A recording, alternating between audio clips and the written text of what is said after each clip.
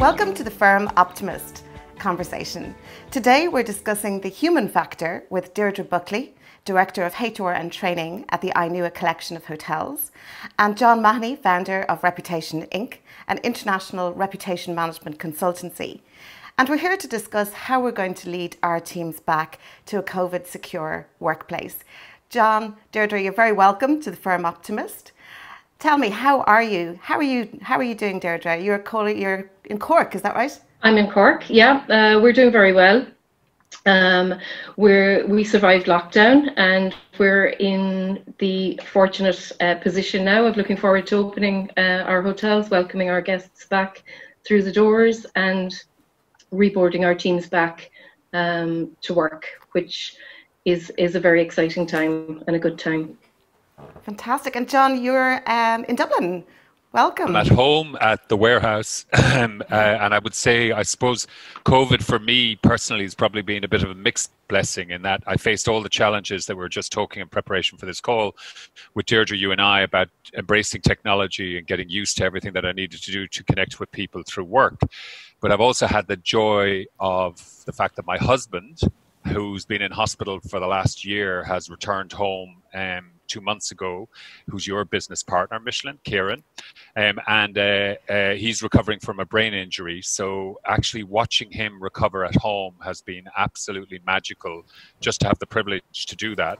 And I was just thinking, when you chose the theme for today's conversation, that actually that idea that as people have been at home for the last 2 months, including myself, I think loads of people have had a chance to have personal reflections on what matters to them in work and in life. And I thought your idea for the theme of the human factor was a perfect on-the-money theme for today's discussion, because it'll be all about, as people return to work, what's on their mind. Absolutely, and we are also thrilled that Kieran's making such a great recovery at home, and we speak regularly, and I know he's watching today and he's been commenting in on all of the different conversations that we've had so far. COVID, I suppose, is a very different to the economic crisis of 2008. We saw then that the world recovered more quickly than Ireland, and so we were able to import that recovery.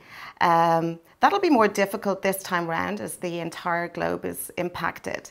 And I suppose we're hit by numbers daily, the sad number of COVID cases and the numbers to do with the economy.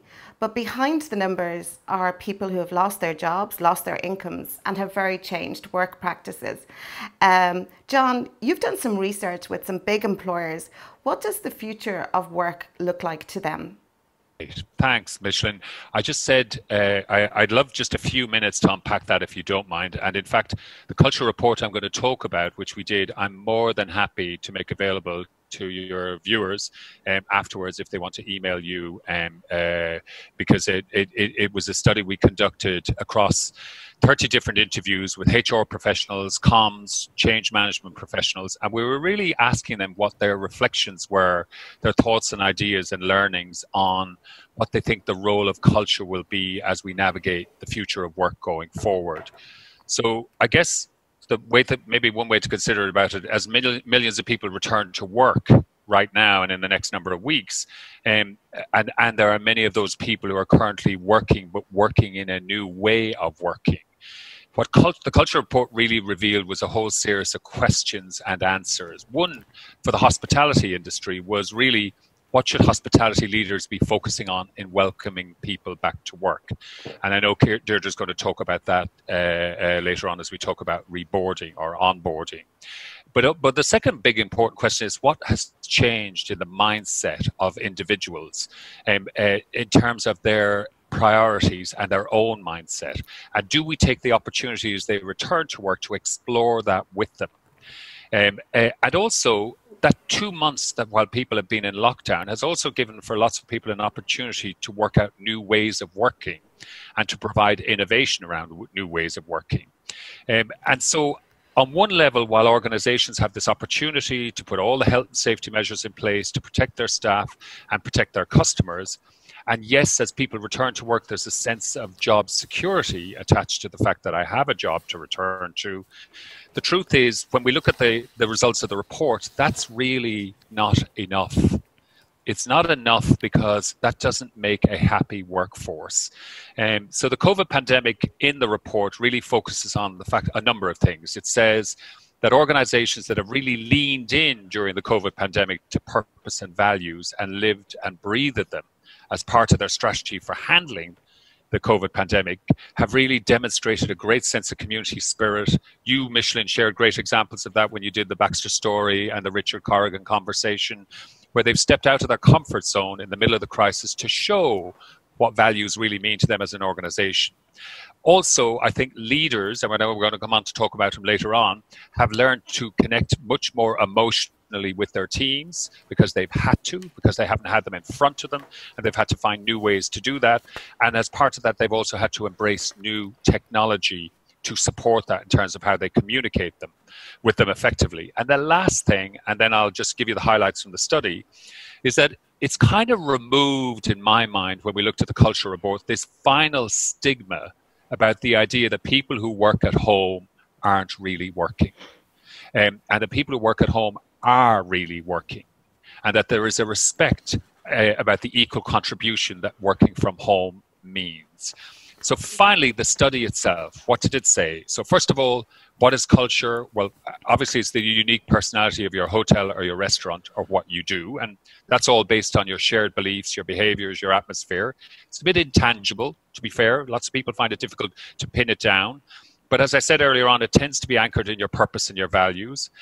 And when a good culture exists, as Deirdre will attest to in her own organization, it's a serious talent differentiator. It earns you a great reputation. It expresses your uniqueness. And most importantly, finally, it helps you navigate change and risk. So if your organization is going through difficult times, if you've got a good culture and a good reputation, people will stand by you as you go through it. And the report finally highlights 6 things. One is culture is difficult, so embrace the paradox of it. It's elusive, but there are huge benefits to it. Most of it is built inside out, not outside in. There are different ways of building culture. The one thing it is not is a plan, and do not write a culture plan. My top tip, don't write it. They don't exist. And if you do, you're dead. It does involve listening in a different way as an organization to your team. And I would constantly encourage people as they return to work to think about how we're going to listen differently to our people. Not the way we normally do our surveys and employee surveys, but finding new ways, new touch points, new conversations. And finally, when you have a great culture, just be wary of the idea of culture washing, which is don't over-egg it. Don't over-promote it. Just let it grow organically in your own organization and you'll win all the rewards from it. Now, there's a whole raft of work that underpins that, but I don't want to go into all the detail of it. It's in the report. It's at individuals' disposal. But definitely we've seen, as organizations are coming out of COVID, just taking a broader view of the return to work beyond health and safety and beyond the job security is really important.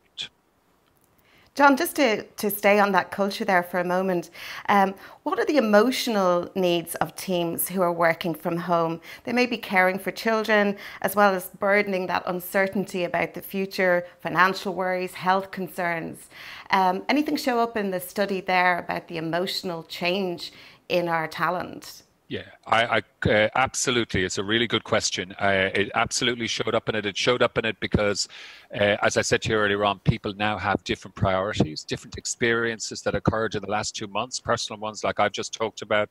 And every individual has another version of that story. Something that's happened to them made them think about work and life and priorities differently. So the first thing is getting leaders to connect into that during lockdown, while they're having conversations with them. And the second thing is, as they return to work, to accept the very principle that you just highlighted, which is, as they return to work, embrace the fact that they will have these thoughts and ideas about what they want their work to be like going forward.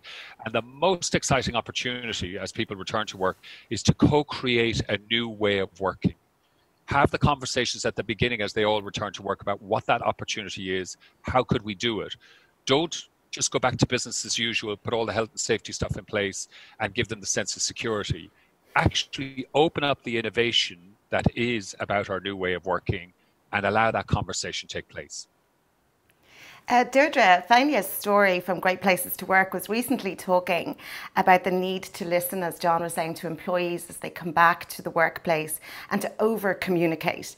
How are you communicating with your teams at the moment? I see you've got Work Vivo in place, and I was just curious to know, did you have that before shutdown? And how's it working for you? Yeah, we did. We have, I suppose we've been challenged by some of our teams telling us that we probably over communicate on certain things, but I suppose better be in that position than people not knowing what's happening within their organization. Yeah, WorkVivo provided us with a tool. We call it iNua Social, and it's like a LinkedIn or Facebook for all our hotels. So every employee gets onboarded onto the app once they start, and we introduced it in December 2018. And I suppose interestingly, since March, we've seen an uptake on active users. So I checked last night on the analytics, and we had a 10.4% increase in users in the last 7 days, which is great. So yeah, it's real-time communication, and I suppose the advantage of it is looking at our own demographic and our workforce. 74% of our team are 40 years or under. So, you know, majority within that 18 to 40 year age group. And like it or not, I suppose this is how we communicate. It's a little bit of a paradox, I suppose, in ways, because our industry is face-to-face. We're hospitality. We like the handshake and the you know, the eye contact.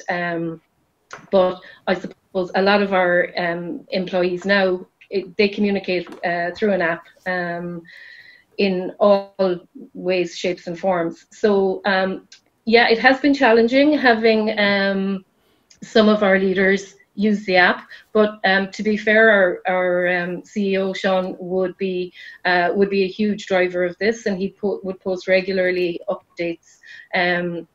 I suppose it has been more social than work orientated over the last 3 months, which is a really good thing, I think. I've seen an employee in one of our hotels send a virtual bunch of flowers to the HR manager to say thank you for support and assistance.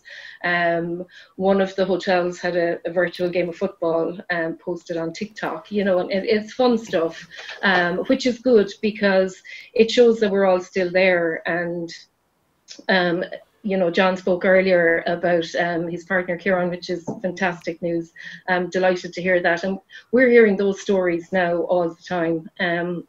So for me in Cork, I mightn't be in the hotels, but I'm staying connected. And I suppose really the drivers of the engagement are the people in each of the hotels. So the WorkVivo app allows us to create private spaces for groups and hotels, and then there's also an opportunity to see all the main activity feeds. So there's shout outs, which is a great feature. So it allows somebody to shout out, so birthdays, achievements. We've people doing the 30-day 10,000 steps challenge for loads of charities at the moment, combining that with keeping healthy, recipes, you know, all of that. But so yeah, I suppose it's been powerful, and it's really this challenging time, the last 3 months, have really shown the value of a tool like that. And I suppose, look, we also have a certain percentage that say, oh Lord, you know, I really don't need to know what, you know, Deirdre in Cork is doing today with her day. But on the other hand, it is valuable in that regard, but it won't ever replace, I suppose, the value of having that one-to-one and picking up the phone and having that conversation with teams, particularly now in this phase when we're planning on reopening and having people back at work. And as John said, that new way of working, or that enhanced way of working, however you'd like to describe it. Sarah Marr has been in touch from the Prem Group, again mirroring your experience there, Deirdre, and saying that one of the silver linings was finding out new ways of communicating, particularly at senior management team level, and that they would never have taken root so strongly had we not gone through this experience. The challenge now, though, Sarah's comments, is as the emergency phase shifts back the focus on reopening and operating our hotels and more life as we know it, how do we adapt the good parts of our new habits to optimise communication strategy going forward and to introduce our teams as they return to work? John, would you like to comment on that? You know, when we go back to our workplaces, how do we keep the good parts of what we've learned and how we communicate? Yeah, I think it's a great question. And I love Deirdre's comment earlier on. And the only thing I think is that while I think I forgot the 3,000 steps and focused on the recipes, Deirdre, so I think I'm going to be experiencing COVID belly syndrome at the end of all of this. We're all in that one. I should have done the other route. Well, first of all, I'm really excited to see the hotel and restaurant industry reopen. I'm a huge consumer, as is Ciara, as is Micheline, and I'm delighted to see it return. And even from the conversations of, because we do quite a lot of work in the leisure sector, I think people have got past the early stages of self-care and then welfare and then business continuity. And they're now in this phase of reopening or reboarding. And the nice thing about hotel and restaurants is that, you know, I suppose there's two things. One is we can get all the guidance we can get from government, and it's a mixed blessing of clarity and muddy waters. And then we can lean into what we believe is right ourselves as an organization for us and for our identity and our culture, and use that to help decide how we're going to redefine our environment. And I think it's the combination of the two, for starters, that's really important. And then I would say go back in, as people return to your own organizations, definitely. So we've had a cultural webinar recently, and we had IBEC and Vodafone and others on it. And I definitely think, and Deirdre picked up on it earlier on, people going back in are listening to people differently. And I keep saying this, which is, you know, don't just return them to work. Have the conversations earlier on about what new ways of working look like. Go beyond the assurances they need on health and safety in other areas into other things, and co-create that new work environment and make it exciting. Because if there's one thing that lockdown has taught us, is it has absolutely put hotels and restaurants and other facilities to the test as to how they market and communicate with their customers when they're not open. And in the restaurant business, it has spawned all sorts of innovations in at-home cooking, in all sorts of things that I know loads of restaurants would never have turned their hand to had lockdown not occurred. So in the spirit of what lockdown has brought us is a gift of time to reflect, time to reassess our own priorities, time to think about new ways of working. I think when people return to work, the organizations that I think are doing it best are capitalizing on that to have the conversations about what new innovation looks like. And all I would say is that all that beautiful personal stuff that Deirdre mentioned earlier on about personal connections, understanding people's lives a bit more, don't lose that post-lockdown. There is a risk that we'll return to business as usual, and shame on us if we do that, because we have learned a lot through this last 2 months. This conversation about internal communications is lighting up here. I've heard from Charlie Shields at the Marker Hotel. Hi, Charlie. So his communication, he said that the importance of the clarity, being precise and always honest, leading from the top is the focus right now, and messages of hope are really important. Also from Sam Shepherd at O'Callaghan Hotel Collection, they do top tips every day, and they have had some fun doing different bingo sessions, and actually brought their team in to the Alex to test out the social distancing and have a bit of a quiz. So lots of positive commentary coming in there as to what people are already doing, and I think there's a lot of things that they can continue to do, John, as you said. I've also heard from Caroline McInerney from the HR Suite. So Caroline is helping businesses to restructure at the moment, and I guess this is the not so positive part of what we're looking at, and how we do that legally. Certainly it's causing a lot of emotional strife, I think, to business owners as they look at how to bring people back with less business. Do we need less staff? Deirdre, have you been looking at this kind of matrix, and how do we do that with fairness? Yeah, it is a challenge, and I suppose we're in the stage now where we're looking at opening and we're looking at everything across the business, and I suppose key for us really is to start with engaging with people and their availability.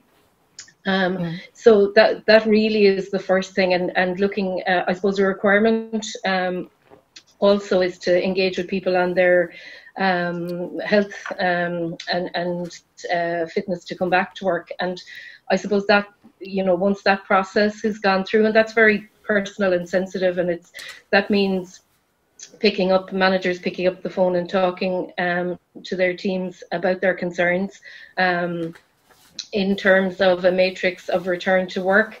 Very difficult. You have to balance, I suppose, loyalty and service with things like skill. And it really, we're in the stage now since last Friday where we opened up our booking websites, and we're ramping up, I suppose, our marketing campaigns to test and see what the demand is like. And, you know, as John said, we imagine that there is a huge appetite for restaurants to reopen and for us to get out of the kitchen and not have to think about, you know, what we're going to cook for tonight's dinner, not to mind all the other meals in the day that we have to cope with. So I think that once we have an idea of what kind of business we have on the books, and you know how much of a demand we have for our services in our hotels, then we'll be able to decide that. I suppose, you know, it has to be noted that the supports that are available through the government have been very positive, and you know, with the creches reopening and additional support there, that will definitely help our employees.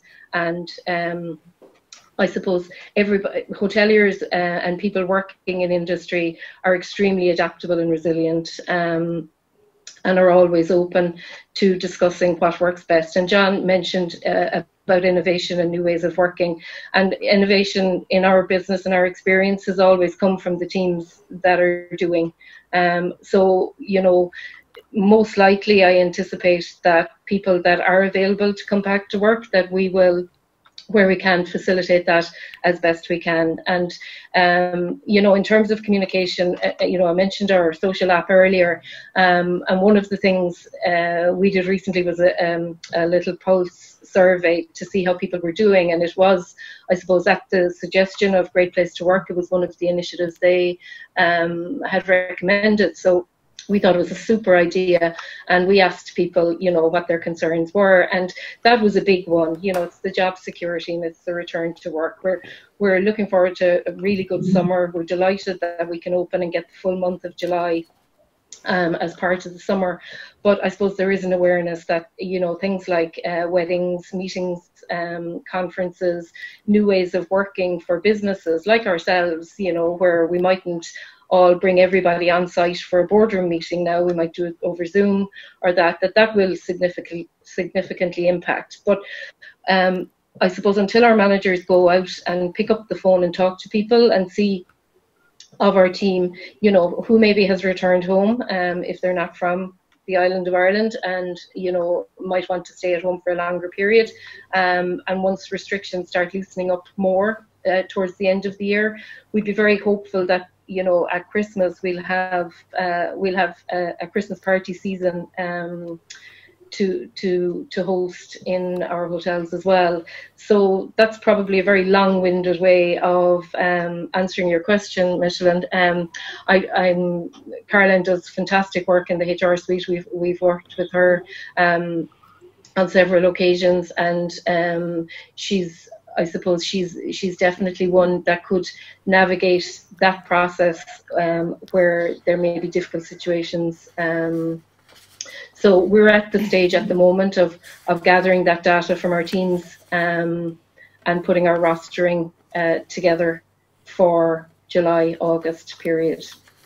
Absolutely. And alongside that, Deirdre, payroll departments are the new heroes, aren't they, as they untangle the various subsidies. How complex is this, and what are the anomalies that are showing up on your desk? Yeah, so initially, I suppose the temporary wage subsidy scheme was the big one, hugely welcome, I suppose, from any employer's perspective, to assist with payroll. And to be fair to Revenue, they implemented it very quickly. But I suppose what transpired was it was implemented and utilised. We would have registered and utilised it. And then I suppose it was as we were processing payroll that the anomalies started to show up. So on one hand, for example, there was a guideline around eligibility, and it was it was given in terms of gross pay. But when it was applied, Revenue looked at net pay, and net pay was varying for everyone because we would have had employees that maybe tax credits would have given them a higher net pay than an equivalent on the same gross pay, for example. All this stuff that HR people just love, you know, tax and all those anomalies. So our group financial controller is now our payroll manager and revenue expert. So I suppose the difficulty is, and to be fair, it's hard to be too critical about it because it was implemented as an emergency temporary support along with an awful lot of other emergency actions that were needed in the time when the pandemic hit businesses and we closed our doors. But there's been, I suppose the biggest frustration is that there's been updates in different versions, but now I think it has steadied out, and I suppose the difficulty was some people were getting tax rebates and then it was being pulled back over subsequent weeks, and of course if there's any variances on people's pay, the employer is always the first point of query, and sometimes it's difficult for employees to understand that it's a revenue-led program. So it's clarity around how all this will balance out, and they're the concerns. But you know, we're open to working with everyone on it and discussing, I suppose, each individual query as they come up. So I don't know if that answers your question, but that's been my experience. I feel for you, Deirdre, because I think it's a very heavy workload, and then you have the addition of the Fáilte Ireland guidelines. I mean, fantastic news that we're ready to reopen on the 29th, but you know, pushing fast now in terms of rewriting SOPs, you know, return to work policies, everything grounded, of course, in safety and trust for our staff and our customers. Were there any surprises in the Fáilte Ireland publication to you? Anything surprising?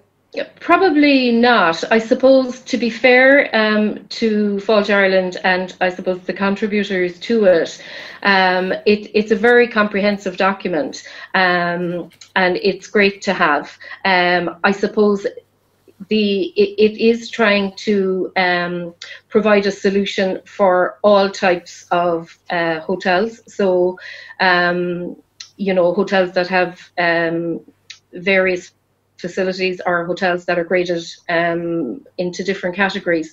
So I suppose what it does do is provide the groundwork to for hotels, I suppose, to do their own risk assessment across each of their departments and sections, and it gives a tool to do that and to adapt. I suppose it's a working document as a starting point.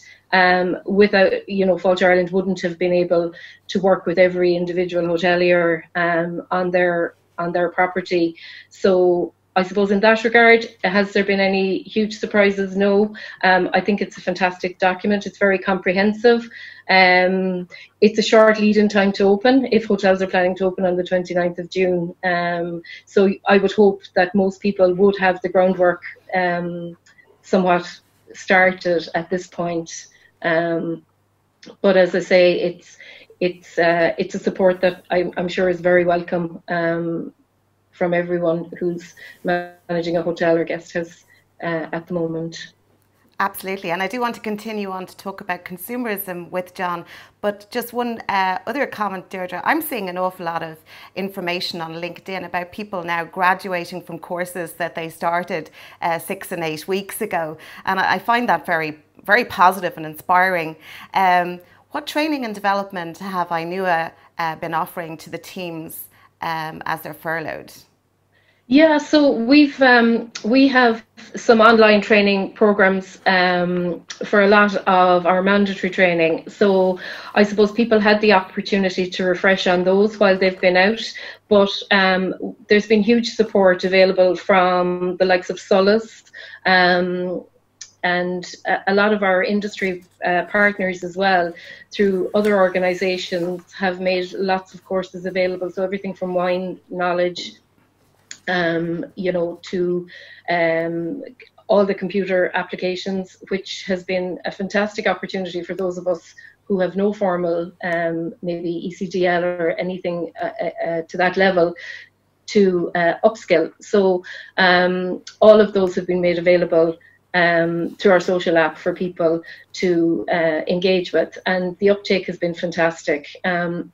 We've also had students. We had a work placement student in our own office that was furloughed, unfortunately, and but you know, through online work and engagement with her manager here in our office, she managed to complete her assignment and complete her exams and progress to the next stage of her course here in IT in Cork. So that's been amazing. There's been huge appetite for it, which is great. People love to you know, learn, and I suppose and I'm sure most industries are like that, but particularly hospitality workers, where there's a specific opportunity to upskill, will grab it with two hands in anticipation of coming back to work and you know, creating maybe further opportunities for themselves down the line. Great news, great news. John, you mentioned there that you're really looking forward to going out to dinner, and I am too, I can assure you. Very tired of cooking for myself, although I think I'm skilling up a little bit, so that's good news. But hospitality is so much on the front line, and I'm wondering, will customers be less tolerant of bad behaviour? You know, are consumers looking at the contribution that businesses are making to society, even when they're not open, and that, you know, if brands behave well, will they do better? What's your view on that? Well, I'm a great fan and a great believer that reputation for most organizations is built inside out, not outside in. And so your point is absolutely valid. You know, the organizations that lean into their purpose, their values, their philanthropy, their community spiritedness, their desire to help others out in the middle of COVID, I definitely think consumers will reflect on that, the choices they'll make. And I also think that'll be reflected on the places they'll go, the businesses they'll support.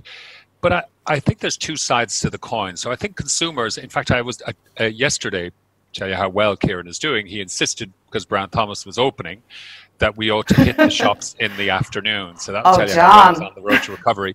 So one pair of trainers and some Nespresso coffee later, we were standing in Brown Thomas's. And what was lovely to see was, it was lovely to see the store open.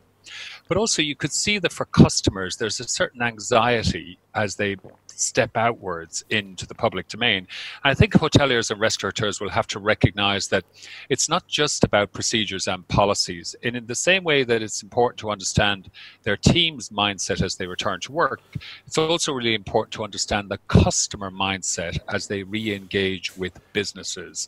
And I think they should take advantage of that. The opportunity that I think is exciting from your perspective, Micheline, and indeed from anybody working in HR, is there are new roles emerging. So no longer is it just about front of house, it's now about a convergence of customer service and customer safety. And so as new roles are emerging in organizations that address that, those require new talent, or it requires repurposed talent. Similarly, close to Deirdre's area, there are now people managers and there are curators of talent. And as we're starting to look holistically about our talent, beyond traditionally how we might have looked after them, we're also looking at new types of individuals that we need to have in organizations. So that allows businesses, as they reopen and re-emerge, to really look at what does refreshing talent look like.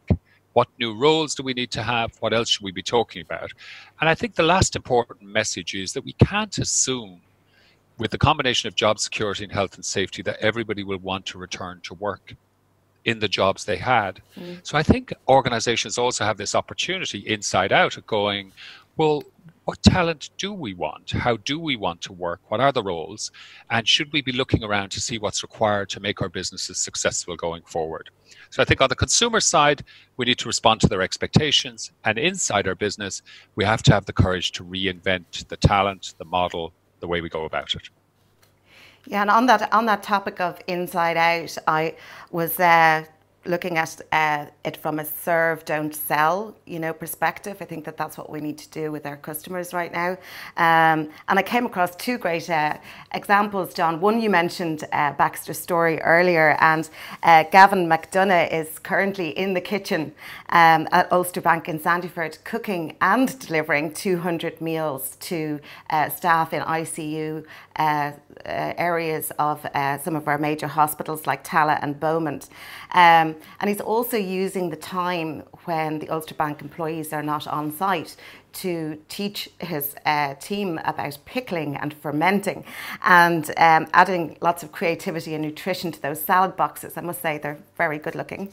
And I also noticed that Callan Price, who's a great marketing and social media wizard in our restaurant industry, she's out there giving away an Instagram guide. So I do think that that notion of serve, don't sell is out there. But also, when you were talking about new roles being created, I have an idea, Deirdre, that there could be a role for a COVID concierge. Somebody who will take all of those guest, issues, inquiries, because they may want to complain about a staff member procedure or something that they've seen happen. And I wonder, do you see a role like that beyond guest relations? Absolutely. I think it's really important. At the moment, I suppose we're seeing that, our guests, they want us to open. I suppose there's an assumption that we'll do that safely. The biggest challenge for us, while we've all the procedures written and we've, signage and, all of that in place, our biggest challenge is to communicate that in a way that our people are very comfortable in talking to our guests and serving them.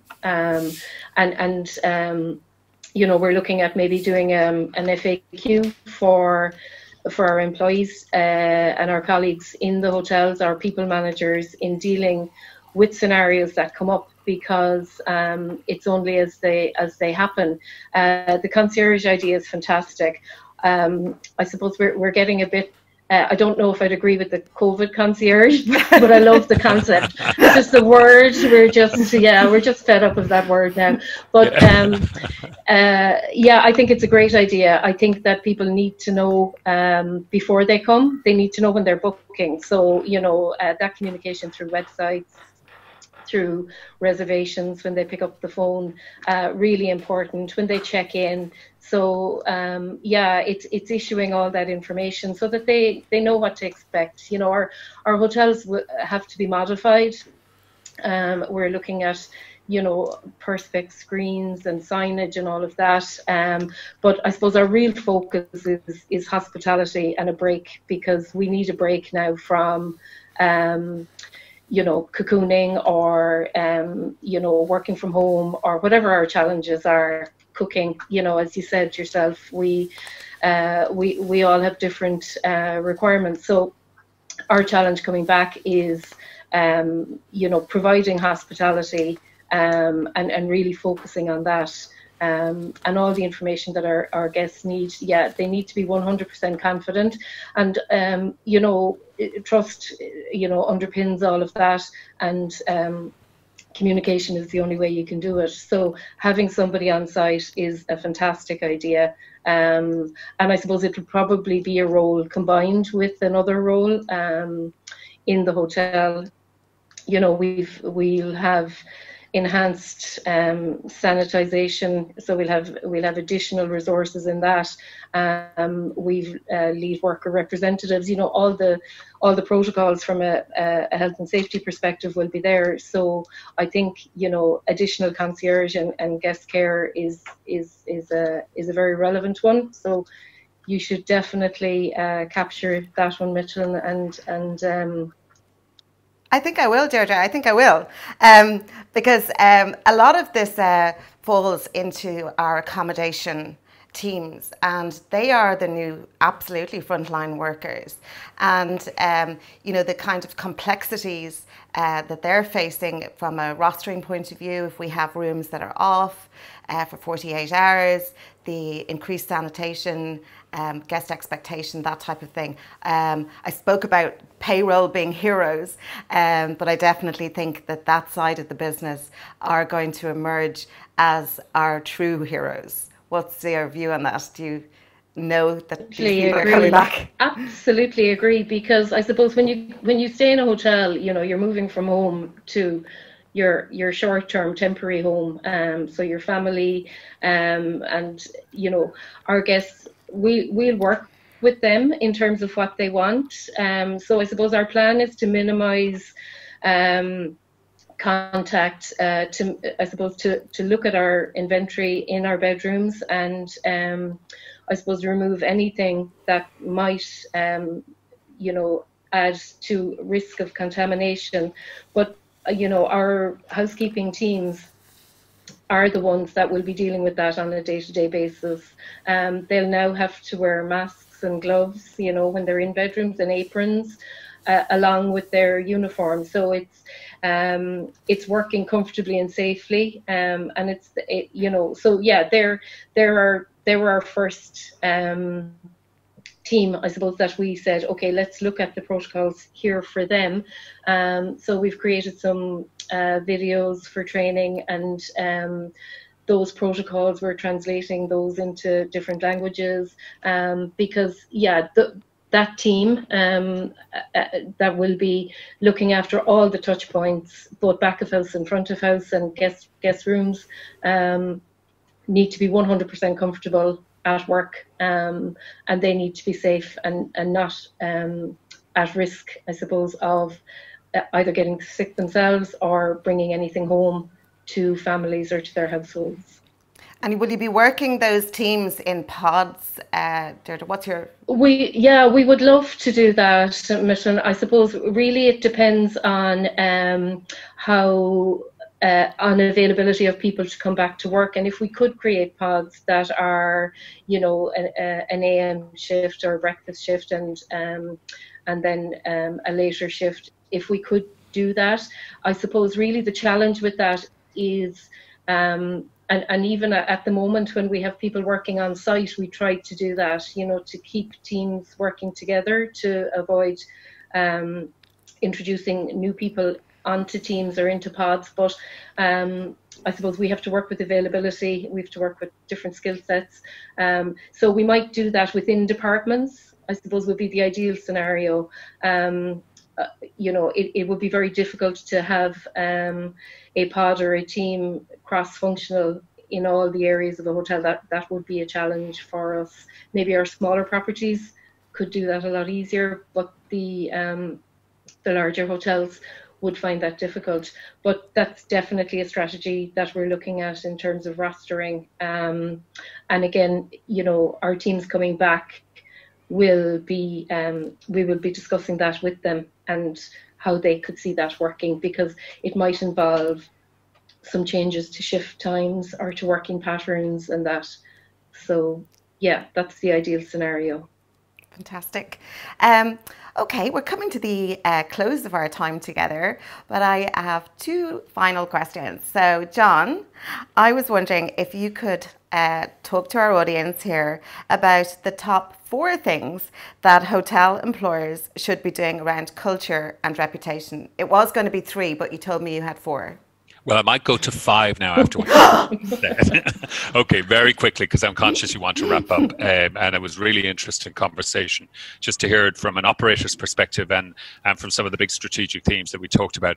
Look, I think top of the list has got to be leaders showing up to lead differently. So maybe we'll put that in at the front end, which is, you know, having had the benefit of realizing that the leaders need to show up much more emotionally connected, much more digitally savvy, learning how to listen a lot more in a different way, learning to lead by example. And as a result of all of that, maybe recognizing that in the new work environment, they need to show up with different capabilities and skills. So as people return to work, just recognizing that as leaders and not showing up as the same person that was there 2 months ago, and having that confidence to recognize the changes. That's number 1 on my list. The second one would definitely be around this issue of co-create to innovate on the way back in. So as people come back into the organization, don't write the plan for them, write the plan with them. And so when they arrive back in, find ways of addressing 2 critical things. One is how new ways of working and how do we work better. And the second one is the confidence of refreshing the talent. Do we have the right talent? Do we have the right talent mix? Should we change? Should we create some of the new roles you've just talked about to create the confidence in our customers that it isn't just business as usual, but in this unusual environment, we're going about it differently. And the final thing I would say is times are going to be tough. Reputation is coming under the spotlight specifically because organizations are going to have to make tough choices on restructuring, on change, and on transformation. If you've done all the groundwork at the early stages to build your reputation inside out, to have your culture, you can ride those out. And you'll have something to lean on during difficult times when you're trying to create energy, and yet you have to make tough choices. And the last number 5 is, I think the guidelines are great. I think they've been really important. I'd encourage organizations to take them on board, but then to find their own path, find their own way, because the guidelines aren't enough. You've got to do it with your style and your personality. But I can't wait for them all to reopen. Thank you, John. And Deirdre, across many lobbying groups, there's been a call to have a dedicated department of tourism headed by a minister. Tell me, if you had this fictional minister on the phone this afternoon, what would you be asking for? Well, I suppose in a very selfish and short-term solution, and this may not be in that minister's remit at the moment, but if safe to do so, I suppose it would be looking at the social distancing 2 meters, because I suppose bringing that back to 1 meter would have a huge impact on our business and our ability to host our guests and to bring people back to work. So that would be very short term. I suppose if I had a little bit longer with him or her, I think that I would certainly ask them to look at the, I suppose, learning and development strategy for hospitality, really working with Fáilte Ireland at the, I suppose, emerging talent, or bringing talent into the business. For us, it's a fantastic place to work, but our reputation, we need to start with kids in school and talk to them about opportunities and career paths, because they do exist. And I suppose it's a big challenge, not fighting, I suppose, for talent and fighting to retain our great people. Our industry is very small in Ireland.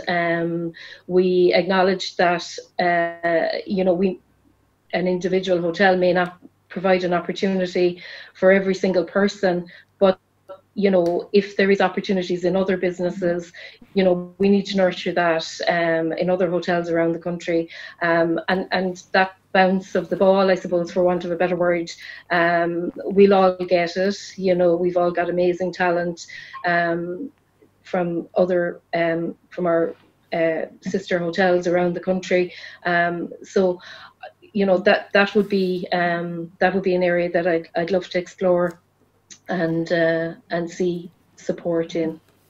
I do hope that we get that government minister to represent our industry.